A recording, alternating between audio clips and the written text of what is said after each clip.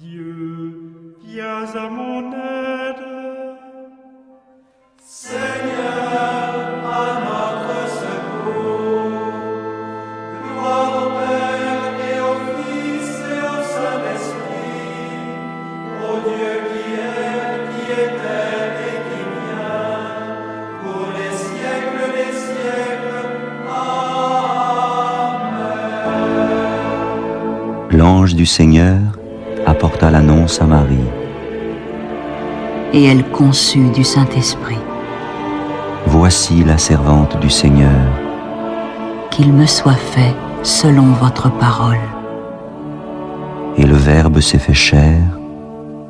Et il a habité parmi nous. Priez pour nous, Sainte Mère de Dieu, Afin que nous soyons rendus dignes des promesses du Christ. Daigne, Seigneur, répandre ta grâce dans nos âmes, afin qu'ayant connu par le message de l'ange l'incarnation du Christ, ton Fils, nous arrivions par sa passion et par sa croix à la gloire de sa résurrection. Par le Christ notre Seigneur. Amen.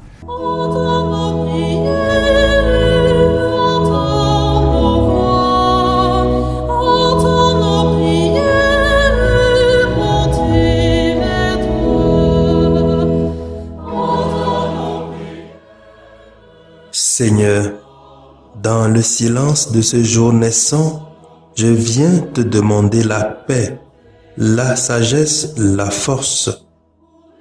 Je veux regarder aujourd'hui le monde avec des yeux tout remplis d'amour, être patient, compréhensif, doux et sage, voir au-delà des apparences tes enfants, comme tu les vois toi-même, et ainsi ne voir que le bien en chacun.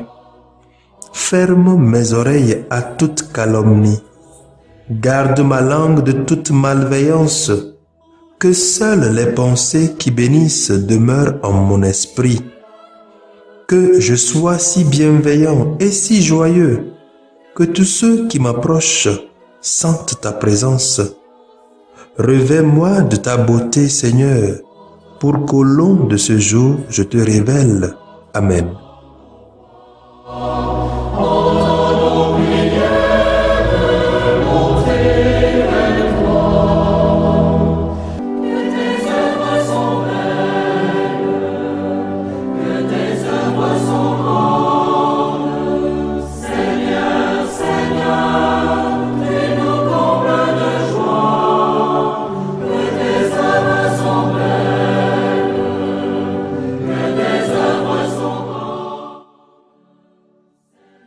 Écoutons les textes de ce mercredi, lus par la sœur Modeste Baguedou NDA et le diacre Mathias Etienne SMA, commenté par le père Jérôme Anoumou Sassou SMA.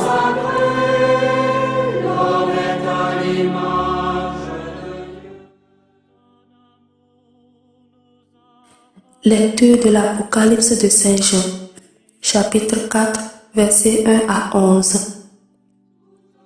Moi, Jean, après cela, j'ai vu, et voici qu'il y avait une porte ouverte dans le ciel. Et la voix que j'avais entendue, pareille au son d'une trompette, me parlait en disant: monte jusqu'ici, et je te ferai voir ce qui doit ensuite advenir. Aussitôt, je fus saisi en esprit. Voici qu'un trône était là dans le ciel, et sur le trône siégeait quelqu'un. Celui qui siège a l'aspect d'une pierre de jaspe ou de cornaline.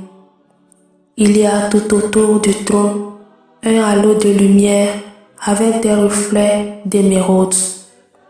Tout autour de ce trône, 24 trônes où siègent 24 anciens portant des vêtements blancs et sur leur tête des couronnes d'or.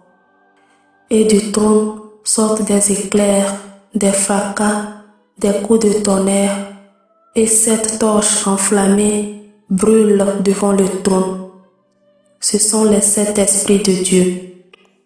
Devant le trône, Il y a comme une mer aussi transparente que du cristal. Au milieu, autour du trône, 4 vivants ayant des yeux innombrables, et en avant et en arrière. Le premier vivant ressemble à un lion. Le deuxième vivant ressemble à un jaune taureau. Le troisième vivant a comme un visage d'homme. Le quatrième vivant ressemble à un aigle en plein vol. Les 4 vivants ont chacun 6 ailes, avec des yeux innombrables tout autour et au-dedans. Jour et nuit, ils ne cessent de dire « Saint, Saint, Saint, le Seigneur Dieu, le souverain de l'univers, celui qui était, qui est et qui vient. » Lorsque les vivants rendent gloire, honneur et action de grâce à celui qui siège sur le trône, lui qui vit dans les siècles des siècles, les 24 anciens se jettent devant lui qui siège sur le trône. Ils se prosternent face à celui qui vit pour les siècles des siècles. Ils lancent leur couronne devant le trône en disant « Tu es digne, Seigneur notre Dieu, de recevoir la gloire, l'honneur et la puissance. C'est toi qui créas l'univers. Tu as voulu qu'il soit, il fut créé. » Parole du Seigneur. Nous rendons grâce à Dieu.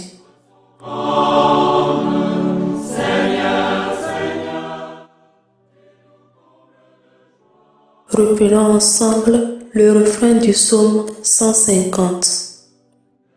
Saint, Saint, Saint, le Seigneur Dieu, le souverain de l'univers.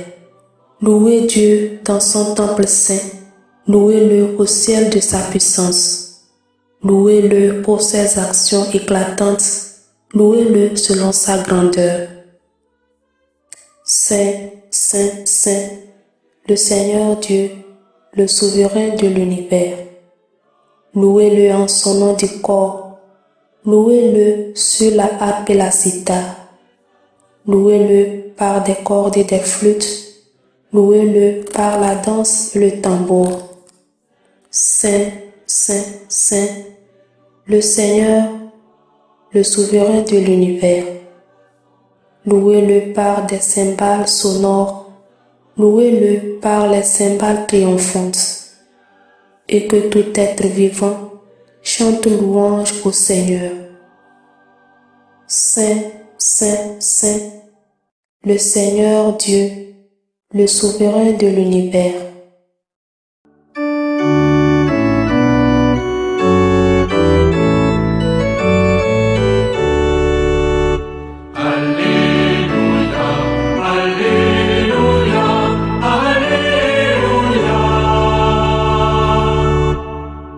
C'est moi qui vous ai choisi afin que vous alliez, que vous portiez du fruit et que votre fruit demeure, dit le Seigneur. Alléluia, Alléluia, Alléluia.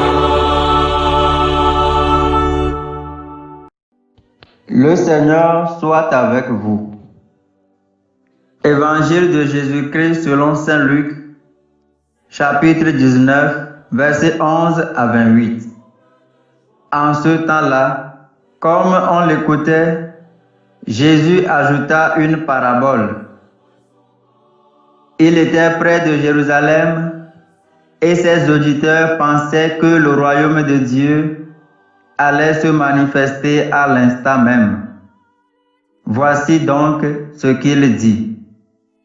Un homme de la noblesse partit dans un pays lointain pour se faire donner la royauté et revenir ensuite.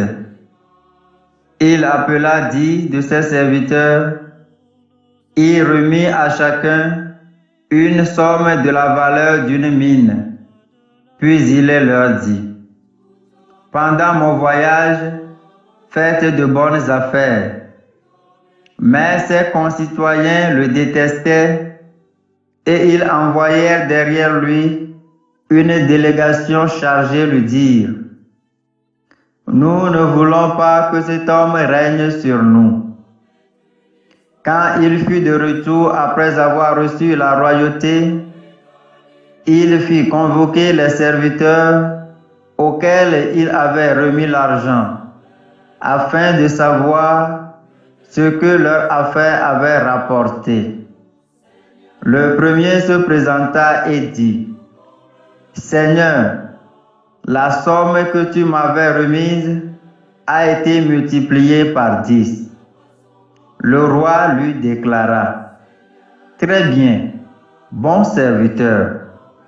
Puisque tu as été fidèle en si peu de choses, reçois l'autorité sur 10 villes. » Le second vint dire, « La somme que tu m'avais remise, Seigneur, a été multipliée par 5. » À celui-là encore, le roi dit, « Toi de même, sois à la tête de 5 villes. » Le dernier vint dire, « Seigneur, voici la somme que tu m'avais remise.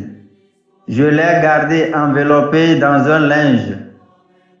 En effet, j'avais peur de toi, car tu es un homme exigeant. Tu retires ce que tu n'as pas mis en dépôt.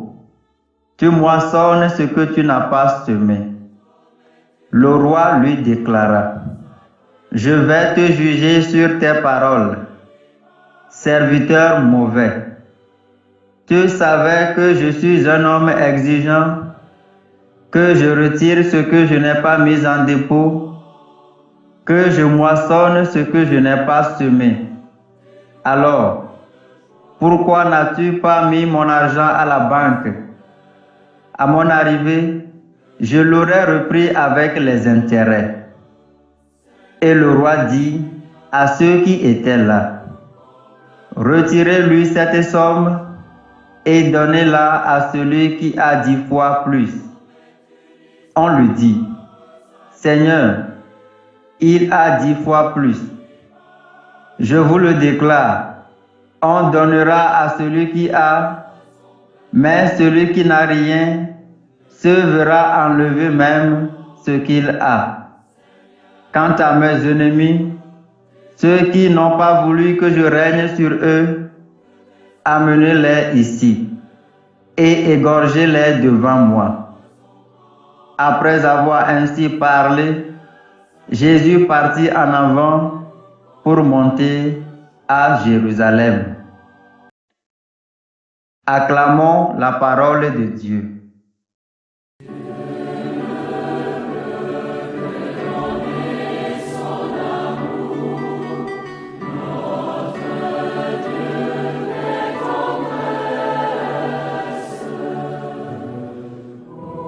Bénis le Seigneur, ô mon âme, et du fond de mon être. Bien-aimés dans le Seigneur, la parabole de l'Évangile de ce jour oriente notre attention sur le temps qui s'étend entre l'ascension du Seigneur et son retour dans la gloire, temps où l'homme a à s'investir pour recevoir au jour du jugement la couronne du salut. Vers la fin de la parabole, nous lisons: on donnera à celui qui a, mais celui qui n'a rien se verra enlever même ce qu'il a. Ce qui rejoint cet adage populaire, on ne prête qu'aux riches. Autrement dit, ceux qui produisent des efforts seront toujours récompensés. Frères et sœurs en Christ, Jésus attire notre attention sur cette réalité de la vie quotidienne. Les 10 serviteurs de l'Évangile, à qui le Maître donne à chacun une somme de la valeur d'une mine, signifie que tout est don de Dieu. Ce que chacun reçoit, il n'en est que dépositaire au compte de Dieu. Au moment de rendre compte, nous retenons également que tout est don de Dieu. la geste de Dieu, mais la récompense est sans mesure, disproportionnée avec les services rendus. Celui qui a reçoit encore. Celui qui a fait fructifier les dons de Dieu en reçoit d'autres pour la gloire de Dieu et le salut du monde. Jésus veut que nous utilisions ces dons divins reçus de façon à ce qu'ils produisent au centuple. Voilà l'enseignement fondamental de cette parabole. Le serviteur négligent n'a pas fait fructifier le bien confié par le roi parce qu'il s'est enfermé dans une attitude de défiance et de peur vis-à-vis de lui.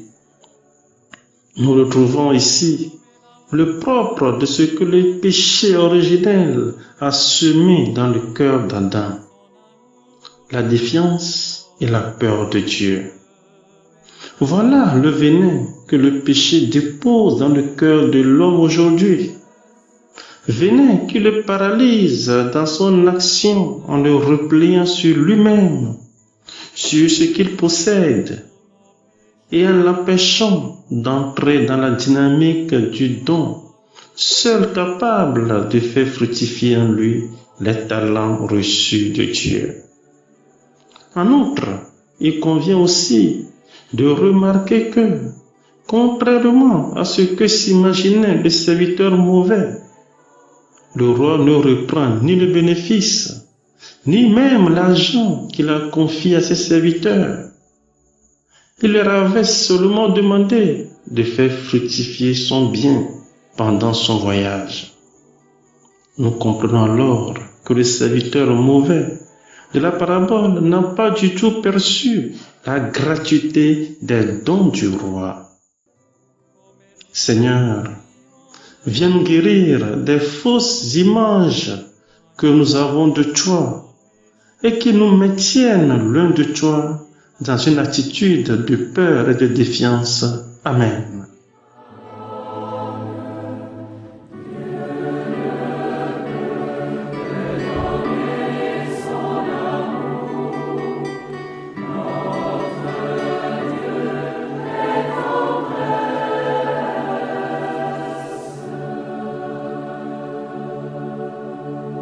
Le Seigneur soit avec vous.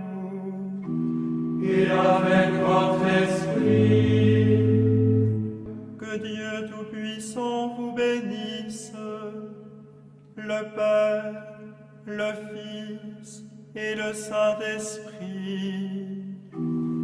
Amen.